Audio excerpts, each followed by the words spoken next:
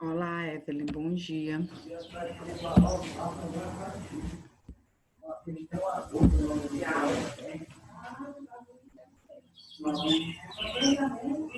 Bom dia.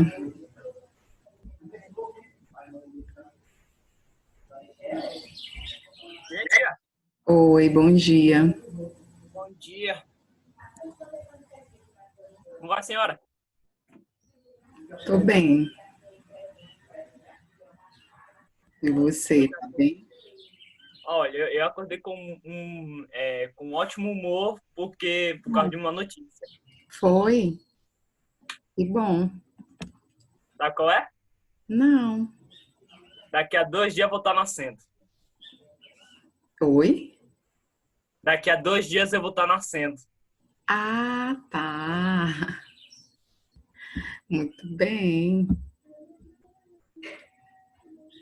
Daqui a 2 dias, né? Muito bem.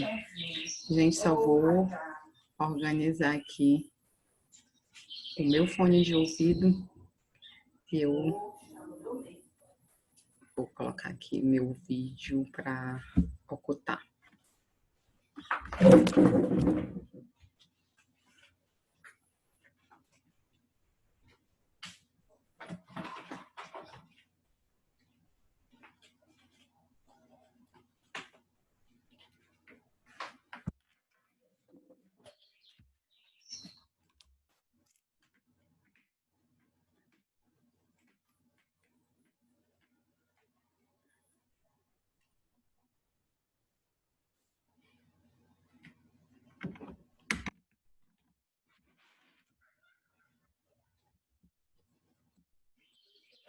Olá, gente, vocês estão me ouvindo?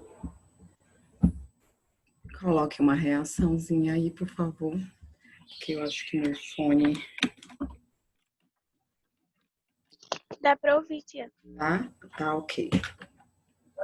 Quem já tá aqui, Matheus, Kaique já está aqui, Ana Paula, Maria Clara, Bia, Júlia, Maria Vitória, Kécio. Vamos aguardar mais uns minutinhos, os outros colegas chegarem para a gente iniciar. A gente vai continuar o estudo do capítulo 4, a evolução dos seres vivos, não é isso? Na aula passada, nós iniciamos o estudo do darwinismo, não foi isso? Hoje nós vamos continuar o estudo do darwinismo e vamos também falar um pouco sobre o neodarwinismo. O que é o neodarwinismo? É a teoria da evolução associada às ideias de Darwin, associadas aos conhecimentos da genética. Após a descoberta do DNA, a descoberta dos genes, no início do século XX, a partir de tudo isso, houve uma junção das ideias de Darwin com os conhecimentos da genética. E aí nós temos, nesse caso, o neodarwinismo, tá bom? Que também é conhecida como teoria sintética da evolução. E é isso que nós iremos estudar Ô, hoje. tia, bom dia. Oi, Júlia. Não vou poder ativar a câmera, tia, desculpa. Então, Tia, eu sumi essa semana das aulas é porque a minha cachorrinha ficou doente. E eu tive que cuidar dela, ela ficou internada, tudo. Tia, aí sobre a atividade que eu enviei, você já enviou? deve ter sido algum problema do sistema, porque eu jurei que enviei as outras questões. Pois é, você reenviou aquelas questões, Júlia? Reenviei, porque deve ter sido algum problema do sistema. Porque eu jurei que eu tirei a foto. Eu tirei a foto. Você, Tudo bonitinho. você reenviou? Reenviei. Tá, hoje eu Uhum. vou olhar, porque ontem eu Tá não bom, tia. Muito como obrigada, tia. estava, tá? Melhor Obrigada, tia. para sua cachorrinha. Ô, tia, obrigada. Ela é muito importante. Por isso que eu Imagina, me afastei. eu imagino. Certo, Obrigada. gente. Vou silenciar aqui. Rebeca está chegando. Vamos aguardar só mais uns minutinhos, gente, para a gente começar. Eu vou compartilhar aqui a tela com vocês para a gente ir dando continuidade ao nosso conteúdo de evolução.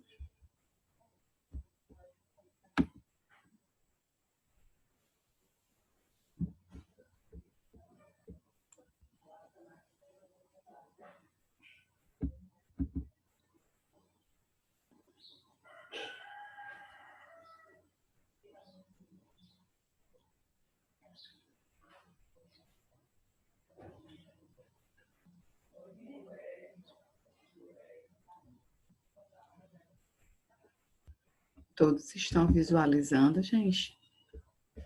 Eu tô. Sim. Ok. Gente, enquanto os outros chegam, nós vamos revisando aqui tudo que a gente já viu sobre as primeiras ideias evolucionistas. Vimos o fixismo, que era a ideia difundida por Aristóteles, que ele afirmava que todos os seres vivos foram criados exatamente como eram e eram imutáveis. Essa ideia foi disseminada por muitos anos, quase 2 milênios. Nós vimos também a teoria de Lamarck, que é a teoria do uso e desuso, que ele afirmava, desculpa, gente, que minha garganta não está muito legal hoje. A lei do uso e desuso, quanto mais uma parte do corpo é usada, mais se desenvolve, do contrário, ela se atrofia. E com isso, nós também estudamos a lei da herança de caracteres adquiridos.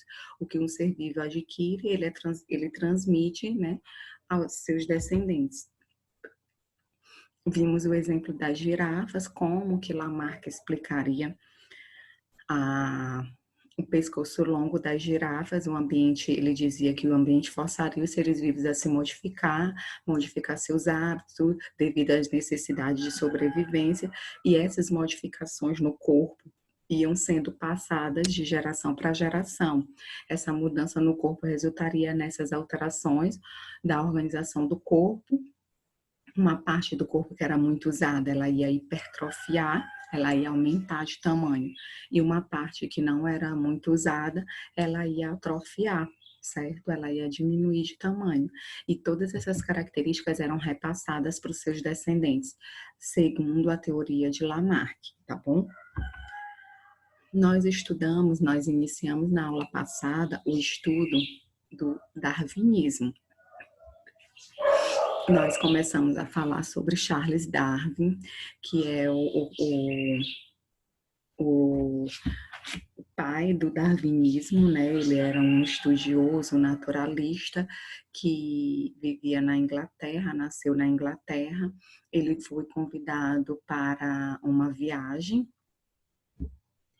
a viagem a bordo de um navio chamado HMS Beagle, e ele, conhecendo de zoologia, conhecendo de botânica, geologia e mineralogia, ele foi convidado à viagem. Oi, tudo bem? Bom dia. Iniciamos aqui a revisão do nosso conteúdo, tá bom? Então, no Darwin, o que Darwin afirma na sua teoria, né? A base da teoria dele é a descendência com modificação. Ele também defende a ancestralidade, afirma que todos os seres que hoje existem tiveram seres ancestrais, ou seja, antes deles, e nós que estamos aqui juntamente com todos os outros seres, nós adquirimos essas características por conta dos nossos ancestrais, certo? Depois da sua viagem, Darwin, ele escreveu um livro, ele também teve a ajuda de um outro estudioso, que é o Alfred Russel Wallace. Ele também compartilhava das mesmas ideias de Darwin, e ele deu força para Darwin publicar o livro A Origem das Espécies, de acordo com todas as suas experiências, as suas conclusões, que ele conseguiu todos os dados que ele conseguiu nessa viagem, certo? Essa viagem que Darwin fez, gente, ele deu a volta ao mundo, passou também pela América do Sul e Austrália. E na América do Sul, aqui no nosso continente, e na Austrália, ele estudou várias espécies de animais e vegetais.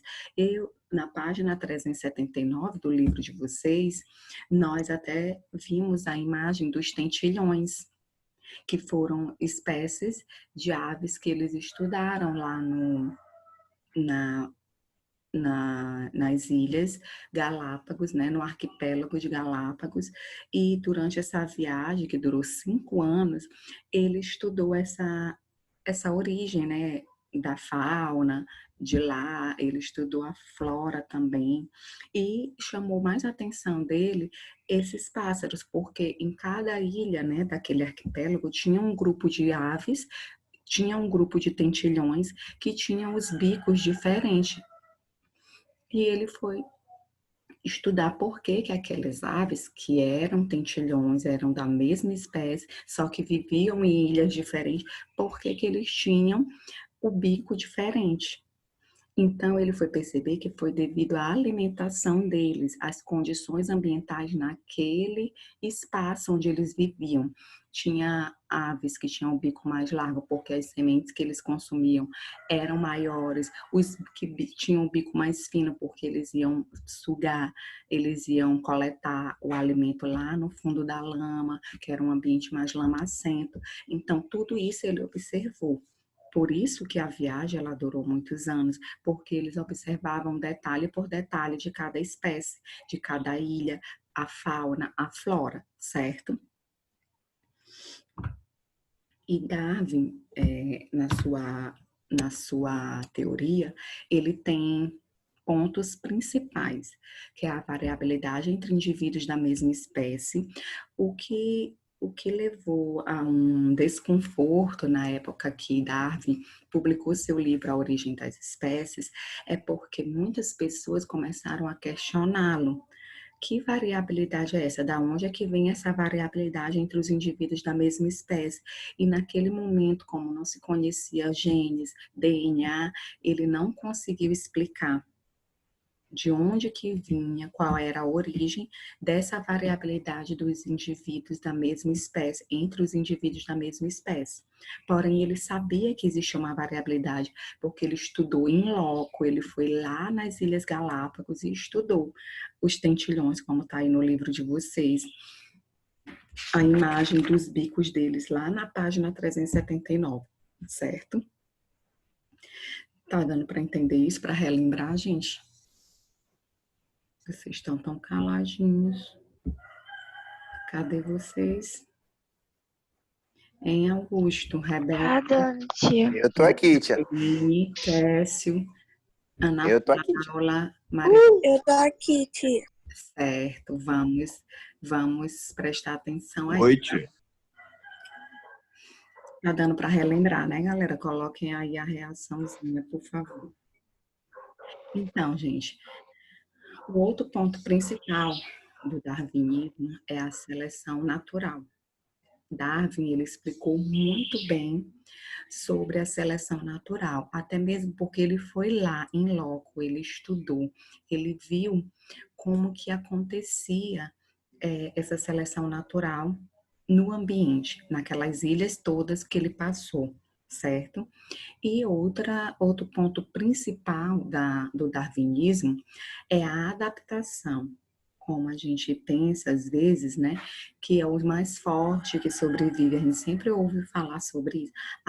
Na teoria de Darwin, ele diz que é o mais forte que sobrevive.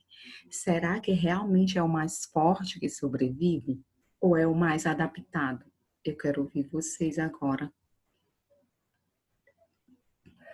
Mais adaptado. Eu acho que é o mais adaptado. É o É o mais adaptado.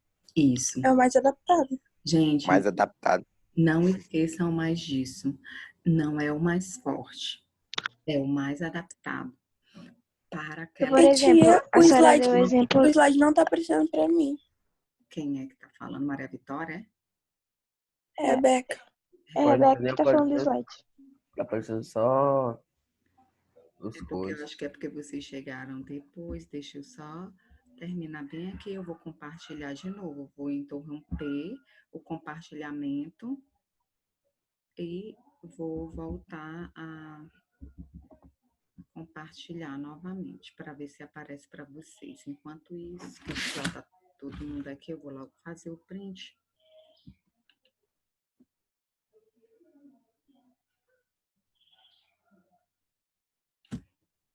Ai, meu Deus, não quer mais print. Pronto. Vou compartilhar novamente, tá, crianças? Agora todo mundo está observando, está visualizando? Sim. Cíntia, Sim. Davi. Ok. Então, nós vamos dar continuidade e falar sobre esses pontos principais do darwinismo. Principalmente, vamos entender um pouco sobre a evolução, a ancestralidade. Então, o darwinismo, ele defende a ancestralidade comum, ou seja, existiu há um tempo remoto um ancestral dos vertebrados. Aqui nós estamos vendo uma árvore genealógica, uma árvore filogenética dos vertebrados. Então, aqui onde tinha esse pontinho foi onde surgiu o nosso ancestral.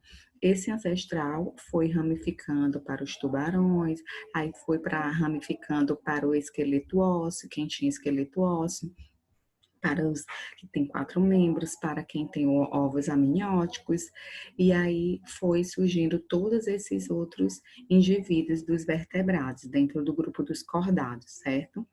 Então, todos os seres, em algum momento no passado, compartilharam o mesmo ancestral. E essas são evidências que nós temos, evidências da evolução de acordo com os fósseis, os órgãos vestigiais, órgãos homólogos, análogos, todas essas que eu estou falando aqui, que eu estou citando, são evidências da evolução que chegaram a essa conclusão da ancestralidade, tá bom?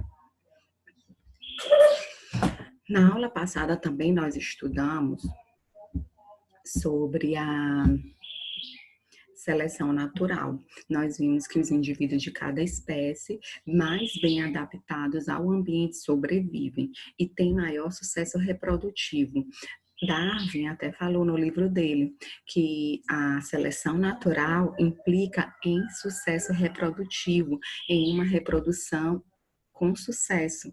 Por quê? Porque quem sobrevive tem mais condições de se alimentar, de procurar abrigo e, consequentemente, de se reproduzir e deixar seus descendentes com aquelas características através da herança genética, certo? Só que Darwin, na época, ele não sabia dessa questão de herança genética. Ele só sabia que tinha variabilidade entre os indivíduos da mesma espécie e que esses indivíduos com características vantajosas passavam ao longo das gerações essas características vantajosas.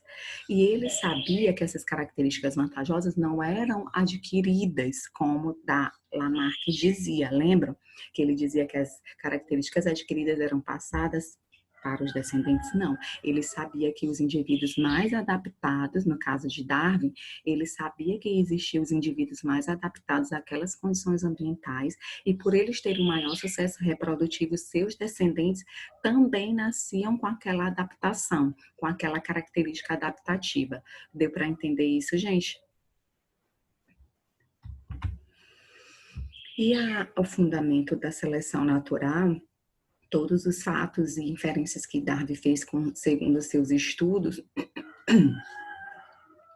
ele fez todo esse estudo para explicar a seleção natural, por que acontece a seleção natural. Ele percebeu que todos os seres vivos eles apresentavam elevada capacidade de se reproduzir. Outro fato que ele observou, que ele verificava que o número de indivíduos de uma mesma espécie, eles permaneciam o mesmo. Isso porque diversos fatores ambientais exerciam um efeito limitador ao crescimento populacional. Qual eram esses limites que o ambiente mesmo exercia sobre eles, sobre uma população. A mortalidade, ela vai decorrer principalmente de quê? Falta de alimento, locais para procriação, combate com inimigos, presença de parasita. Então, tudo isso, todos esses são efeitos limitadores para o crescimento de uma população, um crescimento exagerado de uma população. Por isso que ele percebia que estava todo o tempo constante, porque o próprio ambiente, ele faz essa seleção. E a cada geração morre um número de indivíduos, muitos sem deixar descendentes. Por isso que o número de indivíduos de uma espécie permanecia constante. Outro fato que ele observou é que os indivíduos de uma população, eles diferem em diversas características, como eu sempre falo. Nós não somos clones de ninguém, nem dos nossos irmãos, dos pais, porque nós temos um patrimônio genético único. E pode ser que a gente tenha alguma característica vantajosa que mais na frente pode nos ajudar a permanecer, ter sucesso reprodutivo e gerar descendentes com essa mesma característica através da herança genética, certo?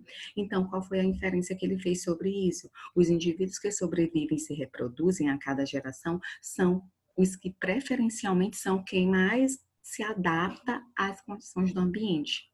Isso é uma das bases da seleção natural. Outro fato que ele percebeu foi a grande parte das características, elas eram apresentadas por uma geração herdada dos pais. Isso ele sabia que era herdado dos pais. Ele só não sabia que existiam os genes para essas características, não existia DNA, ele não sabia disso. Mas ele tinha um fato que ele comprovou no seu estudo lá nas ilhas, em loco, observando o comportamento daqueles indivíduos, daquelas populações de várias espécies, ele percebeu que essas características eram passadas dos pais para os filhos. Então, a cada geração sobrevivem os mais adaptados, e estes tendem a transmitir aos seus descendentes as características favoráveis para sobreviver e se reproduzir.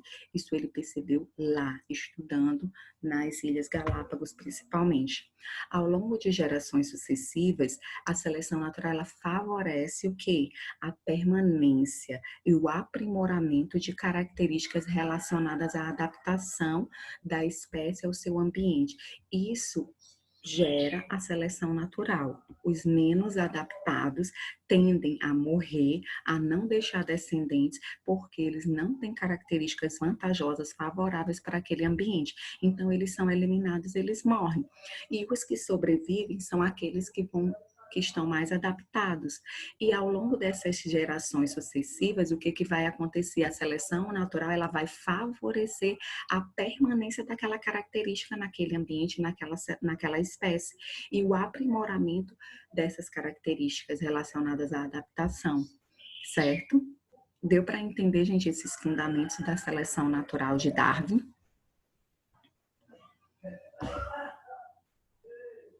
Tudo bem? Deu sim, tia.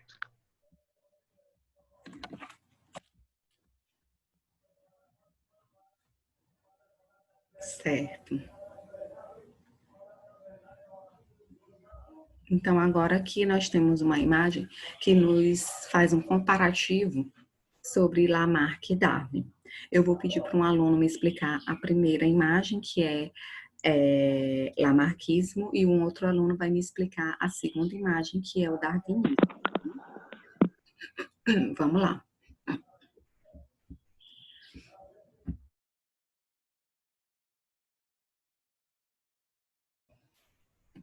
Vamos lá. Eu vou pedir para Davi me explicar. Oi, Iago, tudo bem, Iago? O que houve que você chegou agora? Foi porque tinha acontecido um negócio aqui em casa e eu tive que entrar só agora. Ah, ok. Por causa da internet. Tá. Vamos lá. Davi, você pode me explicar a primeira imagem de Lamarckismo? Posso sim. Bom, tia, nessa primeira imagem, nós temos as grávidas com o pescoço curto, certo? Mas, ao longo do tempo, como ela vai usando, o seu pescoço ele vai ter tendência a aumentar, aí conforme ele vai usando, vai aumentando. Até chegar nessa última imagem aqui, ó. Que eles têm um pescoço grandes, largos, e chegar melhor aí na árvore aí. Tá certo? Certo.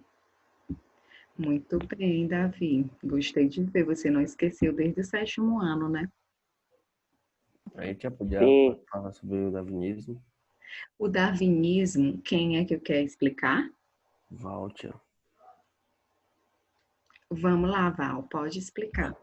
Segundo a teoria de darwinismo, o animal que não podia se desenvolver morria. Por exemplo, nessa imagem que a senhora mostra, tem o exemplo das girafas. Quando a girafa nasce, ela precisa se alimentar. Só que quando elas estão se alimentando, as árvores podem crescer. Se o pescoço da girafa não crescer, o darwinismo acreditava que ela poderia morrer. Certo. E no caso, inicialmente, as girafas, elas tinham pescoço somente curto? Ou tinha girafas de pescoço longo, pescoço pequeno e pescoço médio? Em Possuía. Val? Possuía. Certo. E sendo assim, Gabriel, essas girafas de pescoço pequeno, elas tinham condição de se adaptar a essa realidade do ambiente? Não, porque, como eu disse, o Darwin acreditava que quando o ambiente era, por exemplo, da girafa aí, eles se alimentavam, uma maior das outras, na mesma árvore, e quando a árvore crescia, eles não se alimentavam mais. Então, o Darwin acreditava que elas morriam de fome. Isso mesmo. As de pescoço médio e os de pescoço médio, as de pescoço curto, elas não tinham condição de sobreviver porque elas iam alcançar, não teriam como alcançar as folhagens mais altas, como você falou, Gabriel. Então, elas morriam. E isso significa o quê? Seleção natural. O ambiente seleciona as transformações, seleciona os mais bem adaptados. Os que não são adaptados, eles tendem a morrer de fome, como você falou. E os que ficaram, os mais bem adaptados, eles vão ter o maior sucesso que eles vão ter mais condições de quê? De viver. E se reproduzir, não é isso? É. Se reproduzir, chegar à idade da reprodução e a cada geração ia passando essa característica para os seus descendentes. Por isso que hoje nós temos apenas girafas, de acordo com a explicação de Darwin, somente girafas de pescoço longo, por conta de toda aquela questão da realidade, das condições do ambiente, não é isso?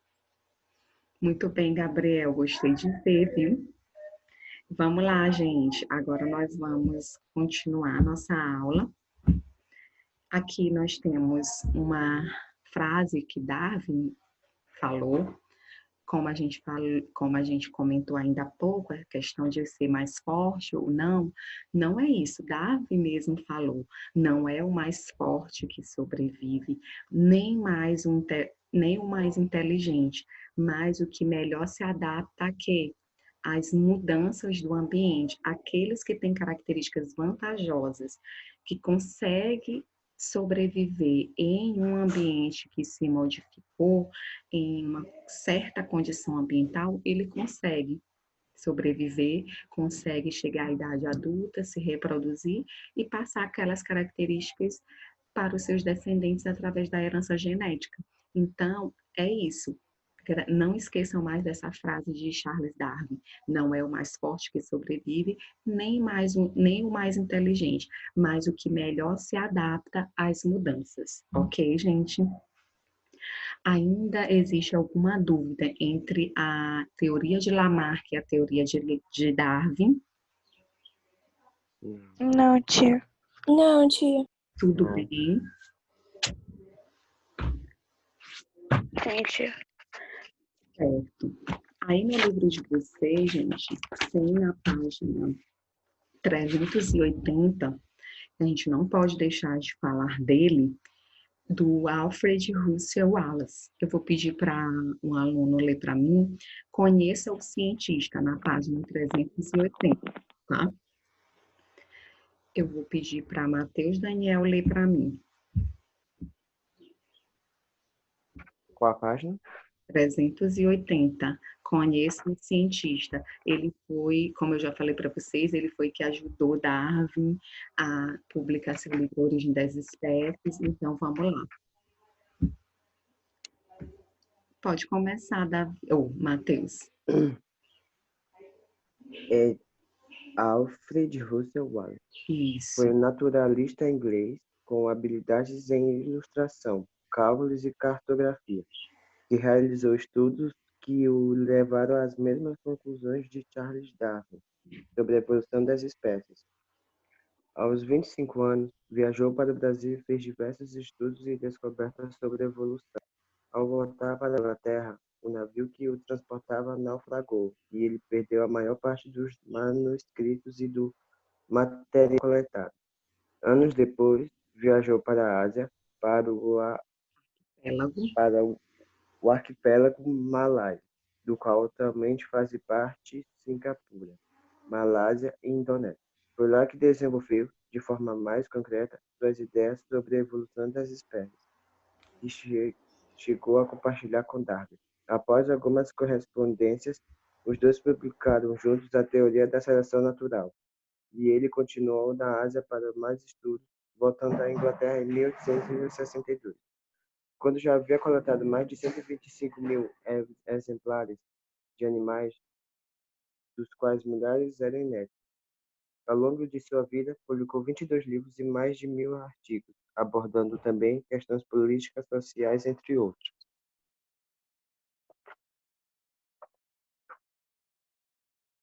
Seu áudio está desligado, tio. Então, o Alfred, ele ajudou, no mesmo ano, Darwin foi aconselhado por ele a expor suas teorias no meio científico, e em conjunto com Wallace, no mesmo ano, ele apresentou a teoria da seleção natural para a Sociedade Linneana de Londres. É uma importante sociedade, né, científica até os tempos atuais. E no ano seguinte, Darwin decidiu, com a ajuda de Wallace, né, com a força que ele deu para ele, né, com o incentivo, ele conseguiu publicar seu livro A Origem das Espécies, e nesse livro ele defendia a seleção natural, certo? Que é conhecida até hoje, a teoria da evolução mais aceita até hoje. Nós temos também, gente, na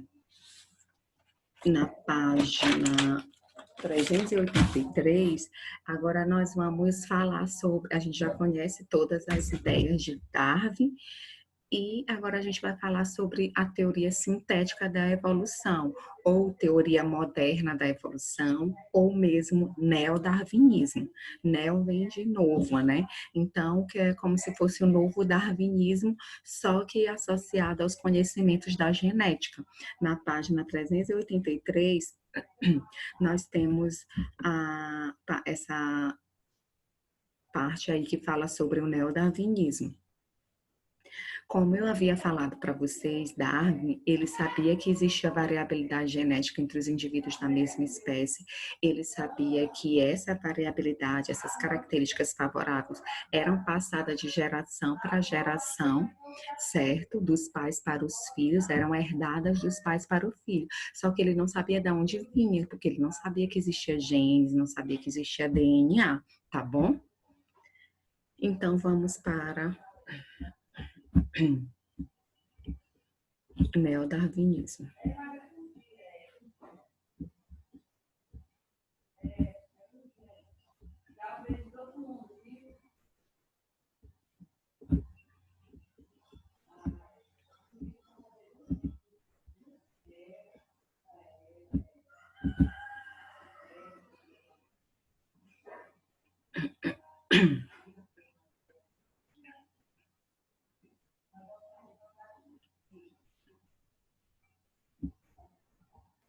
Certo, gente, vamos lá. Eu vou compartilhar aqui a tela com vocês. Estão visualizando?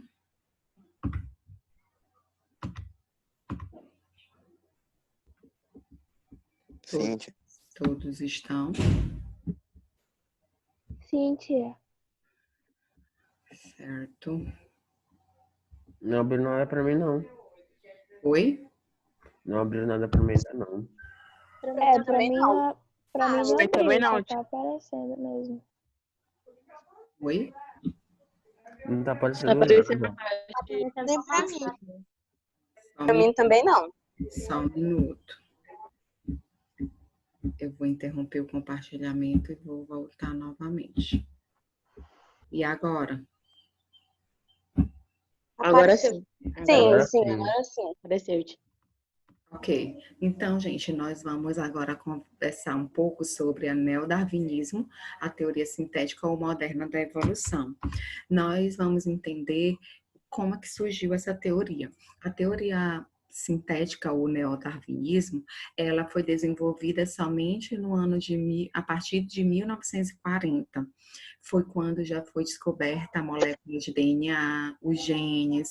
Então, ela incorpora, como eu já falei para vocês, os conceitos de Darwin, né, que é baseado na seleção natural, variabilidade genética variabilidade entre os indivíduos da mesma espécie.